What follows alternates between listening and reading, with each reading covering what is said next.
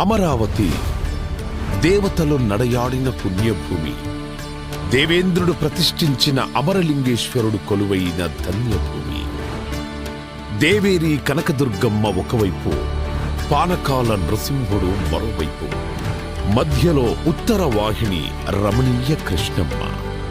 శాతవాహనుల రాజధానిగా, బౌద్ధుల ఆధ్యాత్మిక క్షేత్రంగా ప్రపంచ ప్రఖ్యాతిగాంచిన అమరావతి స్తూపంతో ఆచార్య నాగార్జునుడు తిరగాడిన ప్రాంతంగా విరాజిల్లింది.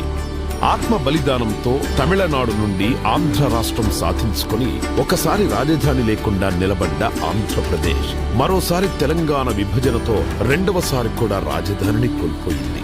ఆంధ్రుల ఆకాంక్షలకు రూపమిస్తూ అన్ని ప్రాంతాలతో కనెక్టివిటీ కలిగిన ప్రాంతంగా కృష్ణానది తీరాన ఉన్న అమరావతిని ప్రజా రాజధానిగా నిర్ణయించారు.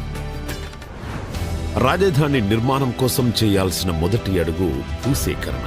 ముఖ్యమంత్రి గారి దూరదృష్టిపై నమ్మకంతో అమరావతికి చెందిన 29,000 మంది రైతులు స్వచ్ఛందంగా ముందుకు వచ్చి దేశంలోనే మొదటిసారి 34,000 ఎకరాల భూమిని రాజధాని నిర్మాణం కోసం అప్పగించారు. దేశవ్యాప్తంగా పవిత్ర ప్రాంతాల నుండి తీసుకొచ్చిన మట్టి, పుణ్య నదుల నుండి సేకరించిన నీటితో ప్రధానమంత్రి నరేంద్ర మోడీ గారి చేతుల మీదుగా ముఖ్యమంత్రి చంద్రబాబు గారి విజన్కు పునాది పడింది. అనతి కాలంలోనే సచివాలయం, హైకోర్టు భవనాల నిర్మాణంతో పాటు విఐటి, ఎస్ఆర్ఎం, అమృత, ఎయిమ్స్, ఎన్ఐడి వంటి ప్రతిష్టాత్మక సంస్థలు కొలువుదీరాయి. ప్రతిష్టాత్మకంగా తలపెట్టిన ప్రభుత్వ భవనాల నిర్మాణం మొదలుపెట్టే సమయానికి 2019లో ప్రభుత్వం మారడంతో అమరావతి భవిష్యత్తుపై చీకట్లు కమ్ముకున్నాయి. 2019 నుండి 2024 వరకు నాటి ప్రభుత్వం చేసిన విధ్వంసం కారణంగా వేల కోట్లతో చేపట్టిన నిర్మాణ పనులు ఆగిపోయాయి. రోడ్లు దెబ్బతిన్నాయి. దారి తెన్ను లేకుండా పోయింది. చదును చేసిన భూమిలో పునాదుల్లో నీరు చేరి పిచ్చి మొక్కలతో, పొదలతో 5 ఏళ్ల పాటు గ్రహణం వీడని సూర్యుడిలా అమరావతి మసకబారింది.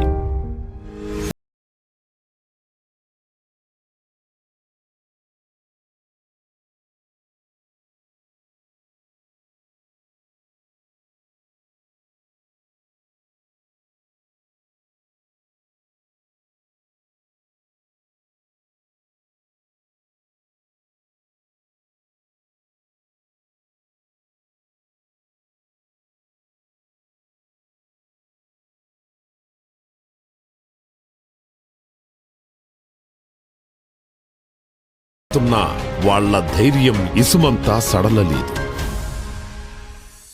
2024 రాష్ట్ర ప్రజల దీవెనలతో ఎన్డీఏ అఖండ విజయం సాధించి అధికారంలోకి రావడంతో చీకట్లను చీల్చుకుంటూ వచ్చిన సూర్యుడిలా అమరావతి తన పేరు సార్థకం చేసుకుంటూ పునరుజ్జీవం పొందింది.